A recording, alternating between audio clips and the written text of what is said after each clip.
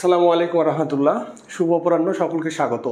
English মজার studio থেকে সাথে আছি আমি সিনহা স্যার। আপনারা ইতিমধ্যে জানতে পেরেছেন যে আজকে আমরা সাহিত্য নিয়ে আলোচনা করব ফররুখ আহমদকে নিয়ে। ফররুখ আহমদ অত্যন্ত গুরুত্বপূর্ণ একজন লেখক, বর্তমান সাময়িক প্রেক্ষাপট অনুযায়ী অত্যন্ত গুরুত্বপূর্ণ। যদি আপনারা একটু প্রশ্নগুলো লক্ষ্য করে দেখেন তাহলে রিসেন্টলি হয়ে যাওয়া 47তম বিসিএসে তার একটি শিশুতোষ গ্রন্থ এসেছিল এবং 48তম যে স্পেশাল বিসিএস হলো সেখানে তার বিখ্যাত কাব্যগ্রন্থ সাত সাগরের মাঝি কত সালে প্রকাশিত হয় সেই সাল এসেছিল। তার মানে বর্তমান প্রেক্ষাপটে ফররুখ আহমদ গুরুত্বপূর্ণ হওয়ার কিছু কারণ আছে, এর কিছু ইতিহাস বা ব্যাকগ্রাউন্ড আছে, এই জন্যই গুরুত্বপূর্ণ। এবং আমরা যে আধুনিক সাহিত্য যুগের প্রথম ক্লাসটি শুরু করলাম ফররুখ আহমদকে দিয়ে, কেননা সামনে যে 50তম বিসিএস এবং যে স্পেশাল 49তম বিসিএস আছে সেখানেও এখান থেকে প্রশ্ন হবে বলে আমরা ধারণা করছি এবং হওয়ার সম্ভাবনা 90%। কেন হবে সে বিষয়টি আলোচনা করব, তবে আরেকটু অডিয়েন্স বাড়ুক, আপনারা একটু ক্লাসটি শেয়ার করে দেবেন। সকলের উপস্থিতিতে আমরা ফররুখ আহমদ সম্পর্কে গল্প আকারে বিস্তারিত তার সম্পর্কে জানব। তিনি কেমন মানুষ ছিলেন, তার জীবন আদর্শ কেমন ছিল, তাকে কেন ইসলামী পুনর্জাগরণের কবি বলা হচ্ছে, কেন মুসলিম রেনেসার কবি বলা হচ্ছে তাকে, আমরা সেই বিষয়গুলো নিয়ে আলোচনা করব। আপনারা ক্লাসটি একটু শেয়ার করে দেবেন আর আশা করি সকলেই ভালো আছেন। আর কে কোথায় থেকে জয়েন করেছেন সেই বিষয়টি জানাইতে পারেন। ওয়ালাইকুম সালাম, আলহামদুলিল্লাহ আমিও ভালো আছি। এটি যে শুধুই যে জব প্রস্তুতির জন্য গুরুত্বপূর্ণ তা না, যারা অ্যাডমিশন পরীক্ষা দিবে তাদের জন্য গুরুত্বপূর্ণ। আমি গত অ্যাডমিশনেও বলেছিলাম যারা রাজশাহী বিশ্ববিদ্যালয়ে পরীক্ষা দিচ্ছ তারা ফররুখ আহমদ এবং আল মাহমুদকে দেখে যাবে, এবং সত্যই ফররুখ আহমদ এবং আল মাহমুদ থেকে কিন্তু রাজশাহী বিশ্ববিদ্যালয়ে ভর্তি পরীক্ষায় প্রশ্ন এসেছিল। তার মানে কি? তার মানে অত্যন্ত গুরুত্বপূর্ণ ফররুখ আহমদ। তো আমরা একটু আলোচনা করি যে ফররুখ আহমদ কেন এত গুরুত্বপূর্ণ হওয়ার কারণ কি। আচ্ছা, এত গুরুত্বপূর্ণ হওয়ার কারণ হলো মানে ফররুখ আহমদের একটা দীর্ঘ একটা ইতিহাস বা একটা ব্যাকগ্রাউন্ড আছে। সে ব্যাকগ্রাউন্ডটা কি? সেটি হলো যে ফররুখ আহমদ তার প্রথম জীবনে তিনি কমিউনিস্ট ছিলেন বা কমিউনিজমের ভাবধারার অধিকারী ছিলেন। হ্যাঁ, কিন্তু একটা সময় গিয়ে তার একজন বলা যায় যে তার একজন গুরু, তার নাম হলো মাওলানা আব্দুল খালেক। তিনি একজন পীর ছিলেন, সুফিবাদে বিশ্বাস করতেন মাওলানা আব্দুল খালেক।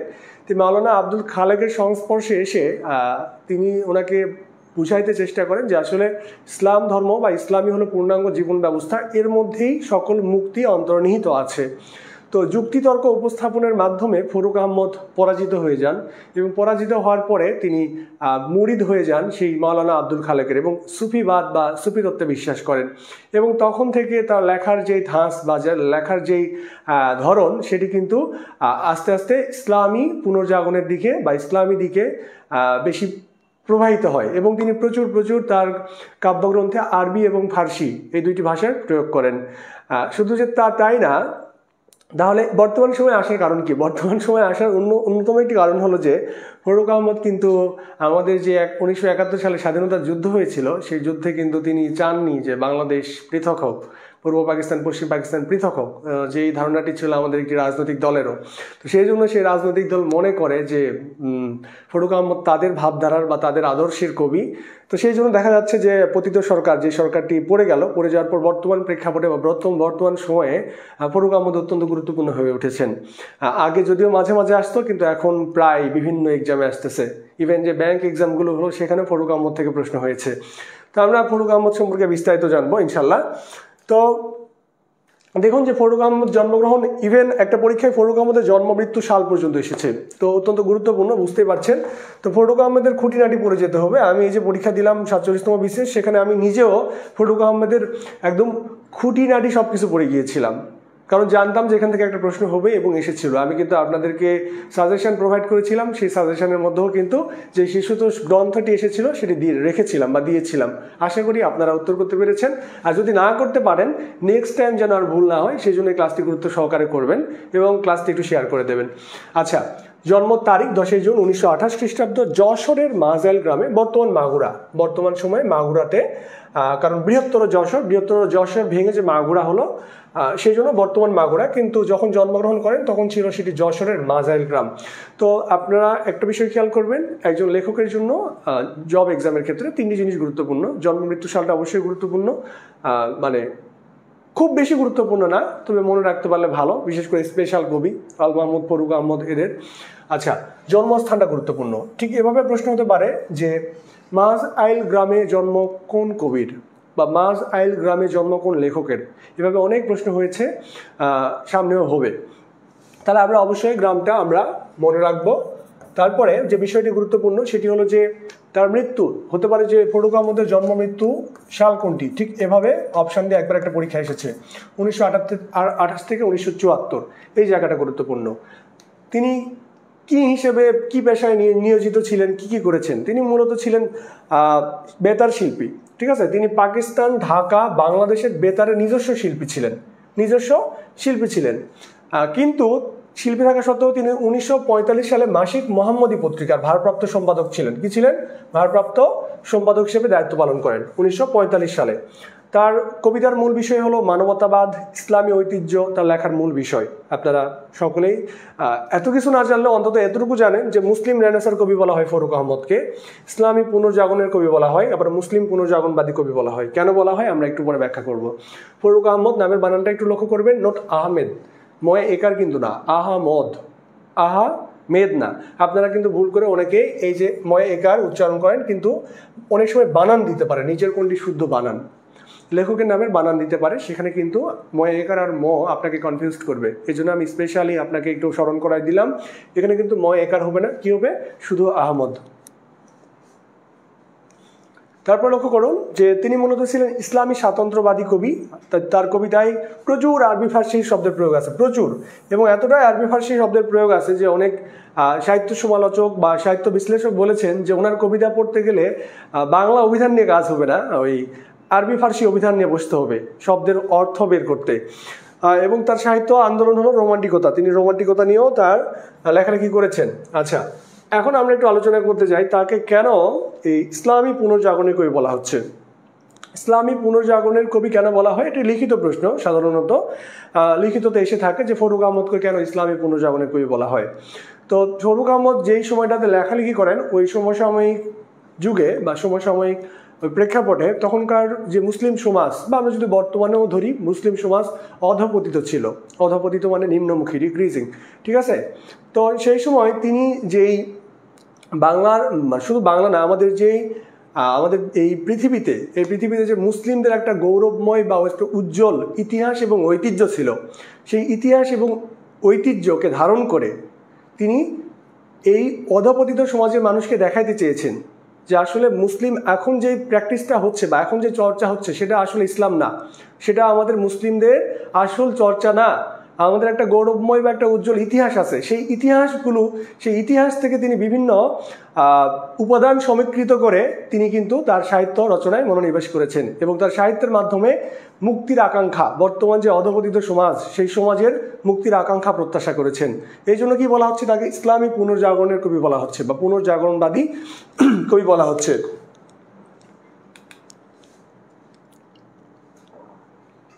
তারপর লক্ষ্য করুন ফরুক আহমেদের কাব্যগ্রন্থ।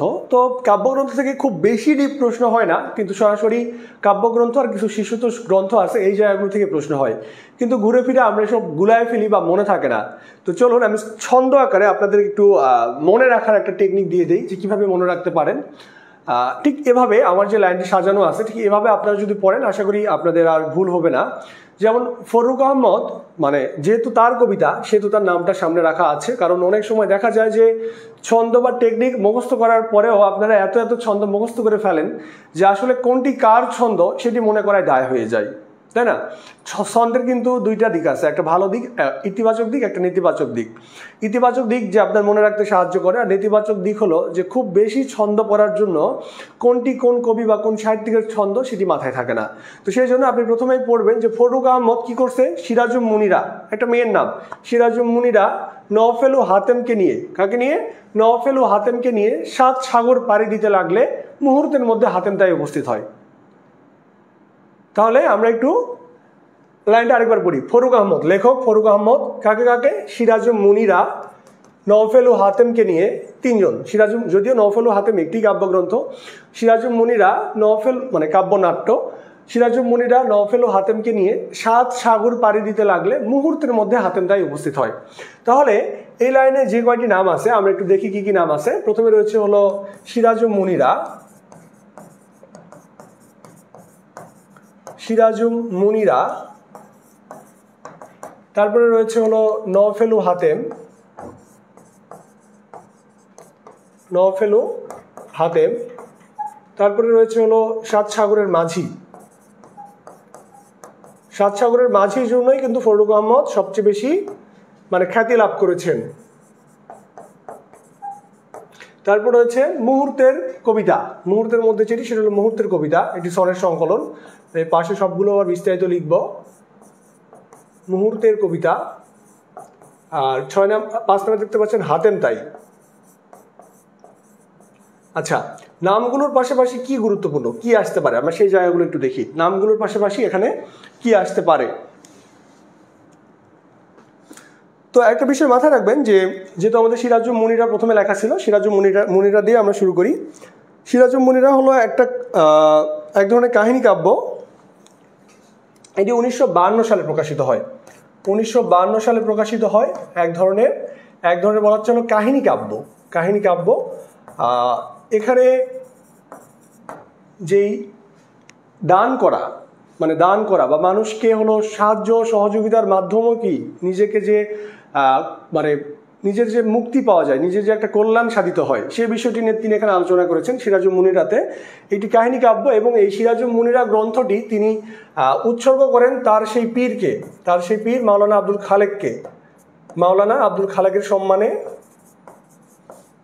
মাওলানা আব্দুল খালেক, ওনাকে তিনি এই কাহিনী কাব্যটি উৎসর্গ করেন। হ্যাঁ, নওফেলু হাতেম হলো একটি কাব্য নাট্য, মানে কাব্য এবং নাট্য দুইটার সংমিশ্রণে দুইটি রূপই লাভ করে। নওফেলু হাতেমে যে বিষয়টি মানে এতটুকু জানলেই হবে যেটি কাব্য নাট্য। তারপরে আপনারা অতিরিক্ত একটি বিষয় জেনে রাখতে পারেন। 1961 প্রকাশিত হয়। যে বিষয়টি জানতে পারেন সেটি হলো যে এখানে আপনার তো হাতেমের নাম শুনছেন। হাতেম কি? হাতেম হলো বিশাল দাতা বা দানশীল, তাই না? দানশীলতার প্রতীক বলা হয় হাতেম, তাই না? তো হাতেমের দানশীলতা এবং নওফেলের যে উচ্চ আকাঙ্ক্ষা বা নওফেলের যেই একটা হলো খারাপ মনোভাব, সেই দুইটা দ্বন্দ্ব নিয়ে আসলে নওফেল ও হাতেম কাব্যনাট্যটি রচিত।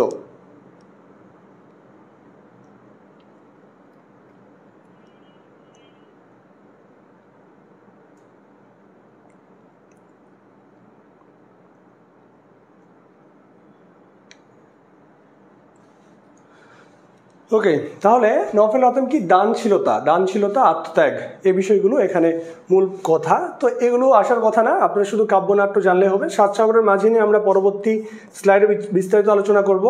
মুহূর্তের কবিতা তার সনের সংকলন। এখানে তিনি 1963 সালে প্রকাশিত ফররুখ আহমেদের সনেট সংকলন। পরীক্ষায় যদি প্রশ্ন হয় যে ফররুখ আহমেদের সনেট সংকলন কোনগুলো, ফররুখ আহমেদের সনেট সংকলন হলো মুহূর্তের কবিতা। আর হাতেম তাই ওই হাতেমকে নিয়েই লেখা। তাহলে আমরা সাত সাগরের মাঝি নিয়ে একটু পরে আলোচনা করব, কারণ সাত সাগরের মাঝি নিয়ে একটু বিস্তারিত আলোচনা করার সুযোগ রয়েছে। সাত সাগরের মাঝি 1944 সালে প্রকাশিত হয়, শুধু এতটুকু আমরা এখন জেনে থাকি। আরও কিছু কাব্যগ্রন্থ আছে, সেই কাব্যগ্রন্থগুলো আমরা একটু দেখি। যে একটু খেয়াল করুন, একটি ছন্দ গেল, আমরা আরেকটি ছন্দ, মানে তার কাব্যগ্রন্থগুলো ওখানে 5টা পেয়েছি, আর বাকি কাব্যগ্রন্থগুলো এই ছন্দের আওতায় আমরা পেয়ে যাবো ইনশাল্লাহ। তো নতুন লেখা হাবেদা মরুর কাহিনী। তাহলে একটা কাহিনীটা কিসের? হাবেদা মরুভূমির কাহিনী মনে করেন। তো মরুভূমির কাহিনী কি করছে? নতুন করে লিখছে। কে লিখছে? ফররুখ আহমদ লিখছে। হ্যাঁ, সেই কাহিনীটা কি? কাহিনীটা হলো সিন্দাবাদ। আপনারা সিন্দাবাদকে অবশ্যই চেনেন। আলিফ লায়লাতে একটা নায়কের চরিত্রে যে অভিনয় করতো সিন্দাবাদ বা সিনবাদ বলা হতো। সিন্দাবাদ ও দিলরুবা হাতেম তাইকে কি করলো? ধোলাই দিল। যদিও আসলে ছন্দ মিলাতে গিয়ে এটি মানে করতে হয়েছে, কিন্তু হাতেম তাই কিন্তু আসলে ভালো মানুষ ছিলেন। এখানে ছন্দ মিলানোর জন্য এটি করা, কিছু করার নেই, এটি মনে রাখার জন্য লাইনটা এরকম করা হয়েছে। আচ্ছা, তাহলে আমরা যদি এখানে দেখি কি কি কাব্যগ্রন্থ আমরা পাই। এখানে পেয়েছিলাম আমরা 5টা। আমরা 6 নম্বরে যদি যাই, 6 নম্বরে আমরা পাবো হলো নতুন লেখা। 7 নম্বরে পাবো হলো হাবেদা মরুর কাহিনী।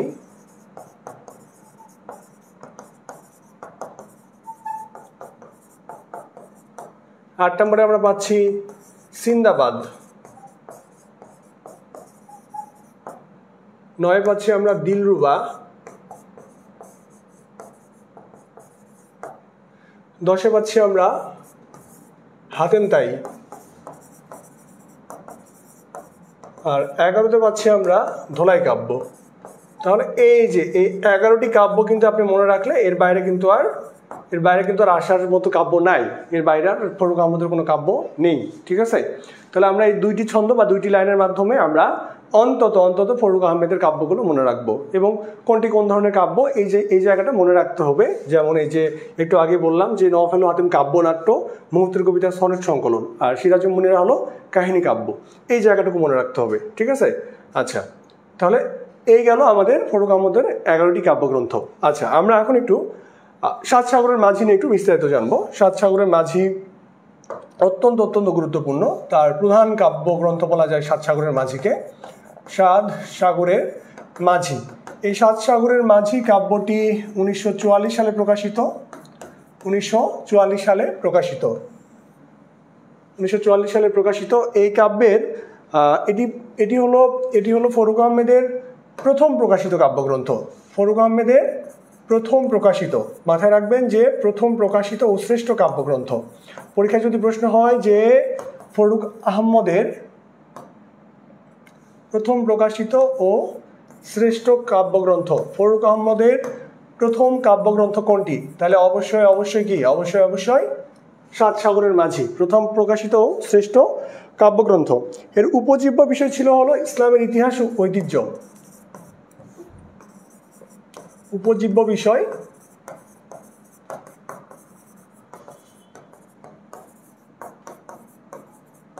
ইসলামের ইতিহাস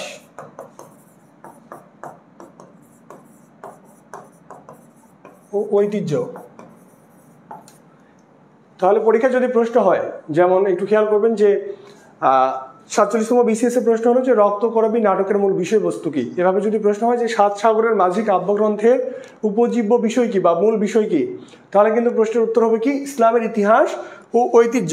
ঠিক আছে, এই কবিতাটা তিনি মূলত লিখছেন হলো মুসলিম জাগরণের জন্য। এই কাব্যগ্রন্থ তিনি লিখছেন হলো মুসলিম জাগরণের জন্য, মানে কাব্যগ্রন্থটি মুসলিম জাগরণের জন্য লেখা।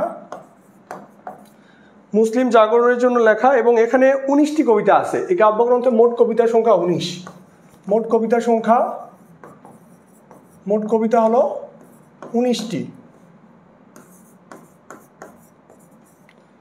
এখন উল্লেখযোগ্য কয়েকটি কবিতা আপনারা হয়তোবা নাম শুনেও থাকতে পারেন এর আগে, যারা পড়ালেখা করছেন নিজে। উল্লেখযোগ্য একটি কবিতা হলো পাঞ্জেরি, আপনারা নাম শুনে থাকবেন পাঞ্জেরি। আর কতদূর পাঞ্জেরি, এই লাইনটা অন্তত পক্ষে শোনার কথা। পাঞ্জেরি, এই পাঞ্জেরি শব্দের অর্থ হলো আলোকবর্তিকা। আলোকবর্তিকা এখানে একটি রূপক কবিতা, পাঞ্জেরি একটি রূপক কবিতা, যেটি হলো মাত্রাবৃত্ত ছন্দে রচিত। এখানে পাঞ্জেরি বলতে আমাদের ইসলাম ধর্মের মহানবী হযরত মুহাম্মদ সাল্লাল্লাহু আলাইহি ওয়াসাল্লামকে রূপকার্থে দেওয়া হয়েছে, যে তিনি আলোকবর্তিকা হয়ে মুসলিম সমাজের কি পুনর্জাগরণ যেরকম ঘটিয়েছিলেন, ঠিক আবারও সেরকম কেউ এসে কি করবে, অধপতিত মুসলিম সমাজের কি পুনর্জাগরণ ঘটাবেন, সেই প্রত্যাশা ব্যক্ত করেছেন। তাহলে পাঞ্জেরি মাত্রাবৃত্ত ছন্দে রচিত, এবং একটি উল্লেখযোগ্য কবিতা হলো পাঞ্জেরি, তাই না? আচ্ছা, সাত সাগরের মাঝি এটি তিনি উৎসর্গ করেন আল্লামা ইকবালকে, মহাকবি আল্লামা ইকবালকে। তাহলে উৎসর্গ কাকে করেন? পাকিস্তানের কবি আল্লামা ইকবালকে। অত্যন্ত গুরুত্বপূর্ণ, এই জায়গাটা অত্যন্ত গুরুত্বপূর্ণ। কাকে উৎসর্গ করেন? আল্লামা ইকবালকে। তারপর লক্ষ্য করুন যে উল্লেখযোগ্য কবিতা আর কি আছে। আর কিছু উল্লেখযোগ্য কবিতা হলো সিন্দাবাদ। পাঞ্জেরির একটা উল্লেখযোগ্য কবিতা হলো সিন্দাবাদ আছে। তারপরে আপনার হলো আকাশ নাবিক, ডাহুক আর এইসব রাত্রি। আকাশ নাবিক, ডাহুক, এইসব রাত্রি, এই কবিতাগুলো গুরুত্বপূর্ণ। তাহলে সাত সাগরের মাঝি সম্পর্কে আপনি যদি এতটুকু ধারণা রাখেন, তাহলে ইনশাল্লাহ এর বাইরে আর প্রশ্ন হওয়ার কথা না এমসিকিউ পরীক্ষার জন্য। এই জায়গাটি খুব ভালোভাবে নোট করে নেবেন। আমরা তারপরে ফরুক আহমদের কিছু শিশুতোষ গ্রন্থ আছে। শিশুতোষ গ্রন্থগুলো আমরা একটু দেখি, যে শিশুতোষ গ্রন্থগুলো আসলে দেখতে একই রকম, মনে রাখা একটু টাফ। ঠিক এরকমই আল মাহমুদেরও কিছু শিশুতোষ গ্রন্থ আছে, কবিতা আছে। তো এই জন্য আমরা এই ছন্দটি একটু মনে রাখা ট্রাই করব, যে ফুলের জলসায় পাখির বাসা। ফুলের জলসা, আমরা মনে করি যে একটি গাছে ফুল আছে অনেক, সেই ফুলের মধ্যে কি পাখি বাসা করছে। তাহলে ফুলের জলসায় কি পাখির বাসা, সেখানে হরফের ছড়া দিয়ে ছড়ার আসর বসলো। তাহলে বিভিন্ন হরফ বা বিভিন্ন বর্ণ সেটা কি, সেটার ছড়া দিয়ে একটা ছড়ার আসর বসেছে বা ছড়ার আসর জমেছে। সেখানে কি, সেখানে এসে চাঁদও আসর বসালো, মানে চাঁদের আসর বসলো। তাহলে শিশুতোষ গ্রন্থ, এই যে হরফের ছড়া, এটি কিন্তু 47তম বিসিএসে এসেছে। হরফের ছড়া কার লেখা? তো এই কয়টি মনে রাখার জন্য আপনারা মাথায় প্রথমে রাখবেন যে ফুলের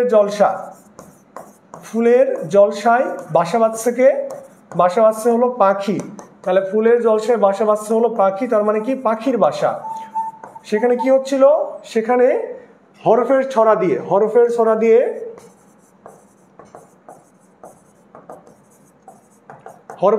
কি করছে? সরার আসর বসছে। সরার আসর সেই সরার আসরে যোগদান করছে কে? সেই সরার আসরে আবার যোগদান করছে হলো চাঁদের আসর। তাহলে এই পাঁচটি হলো তার হলো শিশুতোষ গ্রন্থ। ফরুক আহমদের এই 5টি শিশুতোষ গ্রন্থ, এই 5টি আপনারা এই লাইনটির মাধ্যমে খেয়াল রাখতে পারেন। এই লাইনগুলো মুখস্থ করার জন্য না, আপনি যদি 2-3 বার বা 3-4 বার পড়েন, দেখবেন যে আপনার একটা মেমোরাইজ হয়ে গেছে। মানে পুরোটা মুখস্থ না হইলেও আপনি কিন্তু পরীক্ষা যখন আসবে তখন ওই অপশন দেখেও বের করতে পারবেন যে কোনটি আসলে তার শিশুতোষ গ্রন্থ। ওকে, আমরা একটু বিগত প্রশ্নগুলো দেখি যে ফরুক আহমদ থেকে কী ধরনের প্রশ্ন হয়ে থাকে। সিদরাতুল মুনতাহা অনেকজনকে হলো মেনশন করছে, কিন্তু সিদরাতুল মুনতাহা মেনশন না করে যদি শেয়ার করতো তাহলে কিন্তু সকলেই পেয়ে যেত, এত কষ্ট করে এতবার মেনশন করতে হতো না। আচ্ছা, আমরা একটু দেখি যে হরফের ছড়া কার লেখা বর্ণ শিক্ষার বই, 47তম বিসিএস, এই যে গত সপ্তাহে যেটি হলো 19 তারিখে, সেই 19 তারিখের পরীক্ষা এসেছে যে হরফের ছড়া কার লেখা বর্ণ শিক্ষার বই। আসলে এখানে আপনাদের আর বুঝতে বাকি নাই, এটি হলো ফরুক আহমদের লেখা বর্ণশিক্ষার বই। অনেকে হয়তো বা পারেননি, আসলে না পড়াটাই স্বাভাবিক, কারণ হরফের ছড়া এত ডিপলি কেউ পড়ে যাননি। যদিও আমি আপনাদেরকে বলেছিলাম, যারা আমার পরিচিত লোকজন বা আমি ক্লাসে বলেছিলাম যে যারা সামনে নেক্সট পরীক্ষাগুলো দিবেন, কয়েকজন গুরুত্বপূর্ণ সাহিত্যিক ক্লাস নিব, আমরা নেক্সট ক্লাস নিব মীর মোশাররফ হোসেন, ফরুক আহমদ, আল মাহমুদ, মীর মোশাররফ হোসেন, কায়কোবাদ, ইসমাইল হোসেন সিরাজি। এই যে এই 5 জনের কথা বললাম, এই 5 জন তো অত্যন্ত গুরুত্বপূর্ণ। হ্যাঁ, তো বর্তমান প্রেক্ষাপটে এই 5 জনকে বিস্তারিত না পড়ে যাওয়াটা আসলে বোকামি হবে। আগে যেরকম আমরা রবীন্দ্রনাথকে পড়ে যেতাম, ইংরেজির জন্য শেক্সপিয়রকে পড়তাম, ঠিক সেভাবেই পড়তে হবে এখন আল মাহমুদ, ফরুক আহমদ এদেরকে।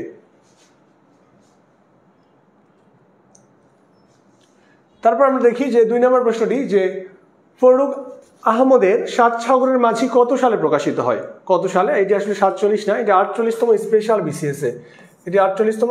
বিসিএসে, প্রশ্ন হয়েছিল যে ফরুক আহমদের 7 সাগরের মাঝি কত সালে প্রকাশিত হয়। দেখি আপনাদের মনে আছে কিনা, একটু কমেন্টে জানান।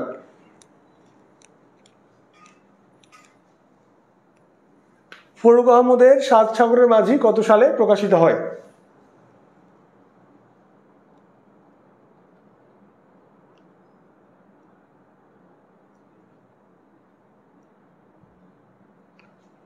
ওকে, ফরুক আহমেদের 7 সাগরের মাঝি আমরা একটু আগে বলেছি যে এটি হলো 1944 সালে প্রকাশিত, 1944 সালে।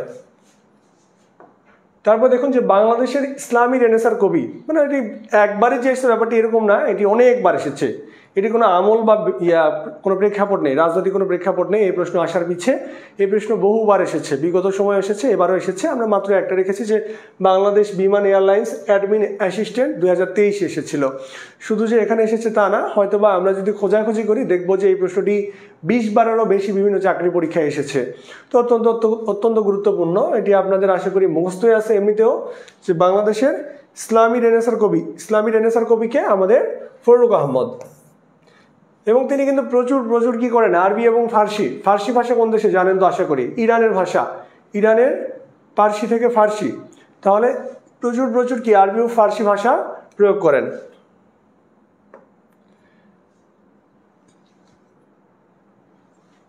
ও কি ক্ষুধাতুর পাজরায় বাজে, চরণটির শূন্যস্থানে কি হবে?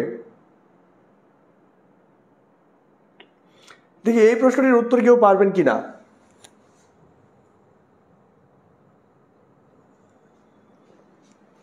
আপনারা এই প্রশ্নটির উত্তর পারেন কিনা একটু দেখি।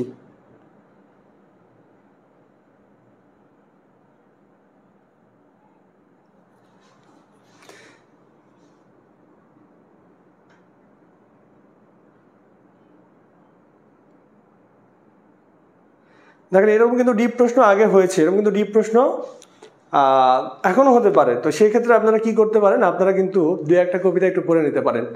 যেমন ফরুক আহমদের পাঞ্জেরি কবিতা, আমি যেই কয়টি কবিতার নাম লিখলাম, যে আপনারা কিন্তু পাঞ্জেরি কবিতা করে রিডিং দিতে পারেন। যাদের খুবই সিরিয়াস প্রিপারেশান নেওয়ার ইচ্ছা বা সিরিয়াস টার্গেট যে একটি প্রশ্ন আমার যেন বাদ না যায়, তাহলে কিন্তু পাঞ্জেরি, তারপরে সাত সাগরের মাঝি, সেটি নাম কবিতা কিন্তু, হ্যাঁ সাত সাগরের মাঝি নামে কিন্তু কবিতাও আছে। তো সাত সাগরের মাঝি শুধু যে কাব্যগ্রন্থ তা না, পাঞ্জেরি সাত সাগরের মাঝি। তিনি কিন্তু ফরুক আহমদ কিন্তু তার একটা কথা বলতে ভুলে গেছি, ফরুক আহমদ তার বিয়ে উপলক্ষে, হ্যাঁ ফরুক আহমদ তার বিয়ে উপলক্ষে একটা, এখানে লেখাটা ঠিক হবে না, আমি এখানে লিখে আসি, আপনারা এই উত্তরটি খুঁজতে থাকেন। ফরুক আহমদ তার বিয়ে উপলক্ষে, মানে নিজের বিয়ে উপলক্ষে একটি কবিতা রচনা করেন। সেই কবিতার নাম হলো উপহার। কবিতার নাম কি?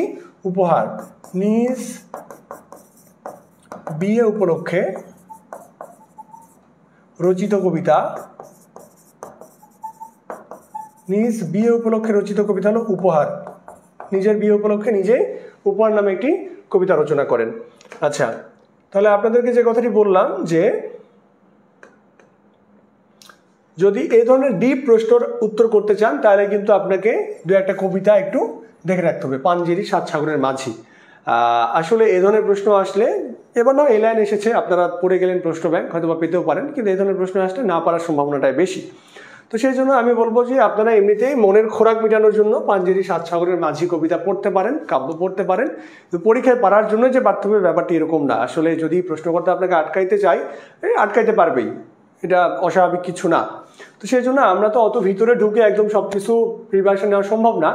তো ওই তো মনের খোরাক নেওয়ার জন্য, মানে মেটানোর জন্য পড়বেন, তাহলে দেখবেন যে আপনি পারলেও পেরে যেতে পারেন। তাহলে ও কি ক্ষুধাতুর পাঁচ দাবে বাজে মৃত্যুর জয় ভেরি, হ্যাঁ মৃত্যুর জয় ভেরি, এটি হলো উত্তর, মৃত্যুর জয় ভেরি। এটিও পাঞ্জেরি কবিতা থেকে নেওয়া, পাঞ্জেরি কবিতার একটি লাইন, পাঞ্জেরি কবিতার একটি লাইন।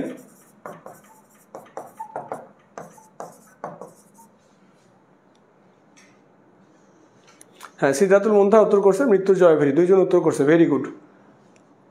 হ্যাঁ এত ডিপলি আসলে জানা সম্ভব না, তারপরে আপনার ওই যে মনের খোরাক মেটানোর জন্য যখন পড়বেন তখন জেনে যাবেন।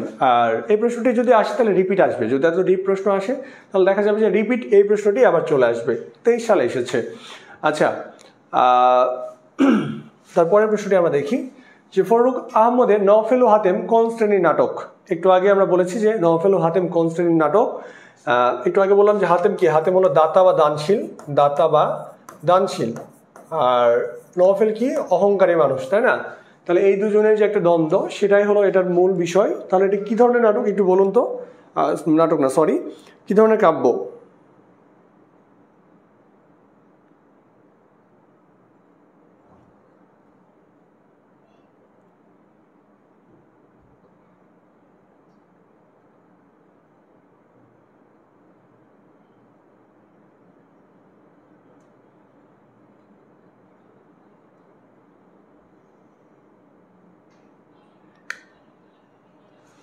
এখানে কি, এখানে হলো হাতেমের যে মহানুভবতা বা দানশীলতা বা বদান্যতা, সে বিষয়টি প্রকাশ পেয়েছে।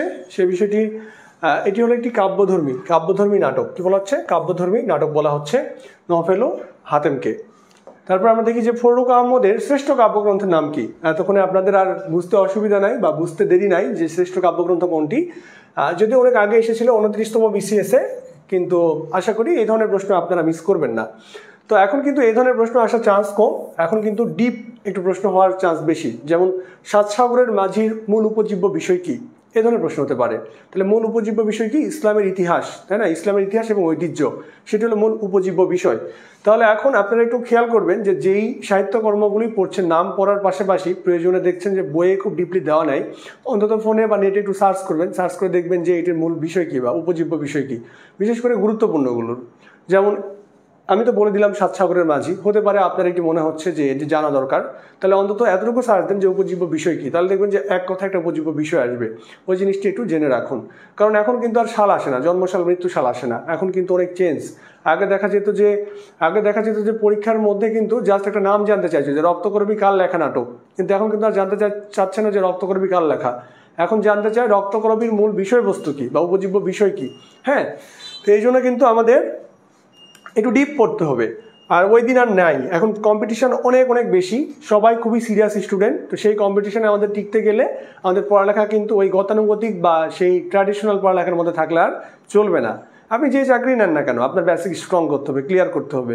এখন সরকারি চাকরির এতটাই হাহাকার যে একজন মানে ইউনিভার্সিটি গ্র্যাজুয়েট বা বুয়েট পাস করা ছিল এসে আপনার সাথে প্রতিযোগিতা করতেছে, তাই না? সে 11তম 12তম গ্রেড এসব দেখতেছে না। আপনি যে 20তম গ্রেড যে অফিস সহায়কে অ্যাপ্লাই করবেন সেখানেও দেখবেন যে ইউনিভার্সিটি ছেলেরা গিয়ে অ্যাপ্লাই করে বসে আছে। তো তাদের সাথে আপনাকে কম্পিট করতে হবে। আর তাদের সাথে কম্পিট করতে গেলে আপনি যদি মনে করেন যে একটা নিয়োগ সহায়িকা কিনবো, একটা বই কিনবো, কিনে ওটা শেষ করে গিয়ে চাকরি পাবো, সেদিন আর নাই, সেদিন আর নাই। এটা মাথায় রেখে আপনাদেরকে প্রস্তুতি নিতে হবে। আপনাদেরকে প্রত্যেকটি বিষয়ের একটা বেসিক বা একটা মৌলিক বই আপনাকে ধরে ধরে পড়তে হবে, পড়ে আপনাকে সেইভাবে প্রিপারেশন বা প্রস্তুতি নিতে হবে। হ্যাঁ, আর কিন্তু উপায় নাই। তো দেখুন, এবং সামনে কিন্তু প্রধান শিক্ষকের মানে অলরেডি চলতেছে সার্কুলার, হিউজ 1122টি পোস্ট। মনে হয় না বাংলাদেশের ইতিহাসে একসাথে 1122টি পোস্টে প্রধান শিক্ষক নিয়োগ আগে কখনো হয়েছে।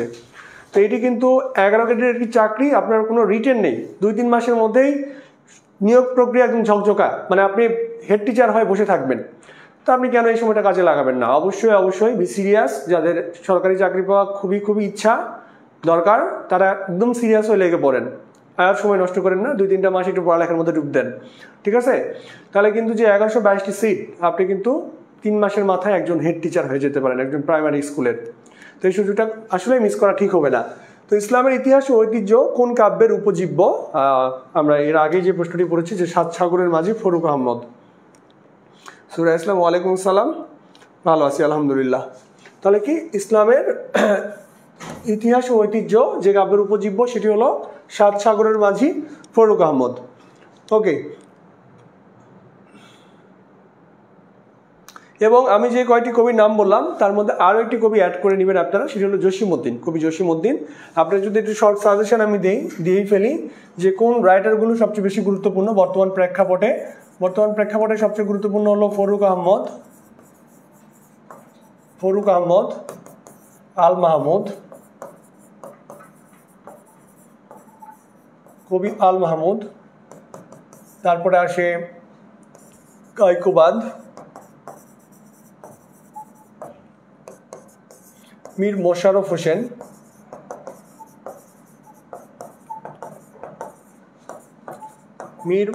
হোসেন, তারপরে আসবে ইসমাইল হোসেন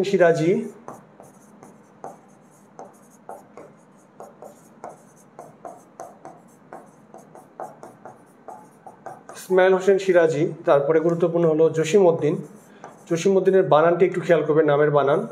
আমি কিন্তু গতকাল পেজে কিন্তু জসিমউদ্দিনের লেখা সকল কাব্যগ্রন্থগুলো শেয়ার করেছি, আপনারাও সেটি শেয়ার করে নিজের কাছে রেখে দিবেন। হ্যাঁ, দেখবেন যে পড়তে ভাল লাগছে না আপনাদের। কেন এগুলো দেওয়া হয়? আপনারা তো নর্মালি বই পড়বেন, বই পড়া উচিত। যখন শুয়ে আসেন পড়তে ভাল লাগছে না, মোবাইলটা নিয়ে স্ক্রল করতে গিয়ে আপনার নিজের টাইমলাইনে ঢুকে একটু পড়ে নিলেন এক নজর। তারপরে যখন মুখস্থ না করার জন্য জাস্ট এমনি চোখ বুলানোর জন্য পড়বেন, সেই পড়াটাও কিন্তু মাথায় থাকে, হ্যাঁ বেশি মাথায় থাকে। তো এইভাবে পড়তে পারেন জসিমউদ্দিন। এই 6 জন অত্যন্ত গুরুত্বপূর্ণ। আরেকজন আপনারা নিতে পারেন, সেটি হলো সৈয়দ ওয়ালিউল্লাহ। এই কয়টি রাইটার যে কতটা গুরুত্বপূর্ণ আপনারা কল্পনাও করতে পারতেছেন না। কিন্তু সামনে যে পরীক্ষাগুলো দিবেন সেই পরীক্ষাগুলোতে এর বাইরে মানে এদের কেন্দ্রিক প্রশ্ন থাকবেই, এদেরকে নিয়ে থাকবেই। অন্যান্য সাহিত্যিকও আসবে কিন্তু এরা বাদ যাবে না।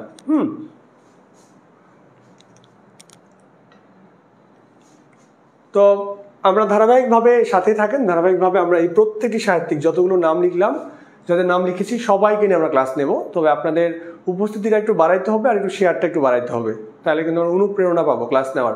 কিন্তু যখন আপনাদের রেসপন্স কম হবে তখন সেই অনুপ্রেরণাটা হারাই যাবে, তাই না? তো ঠিক আছে, আজকে এই পর্যন্তই। আপনাদের সাথে দেখা হবে শনিবারে নেক্সট ক্লাসে।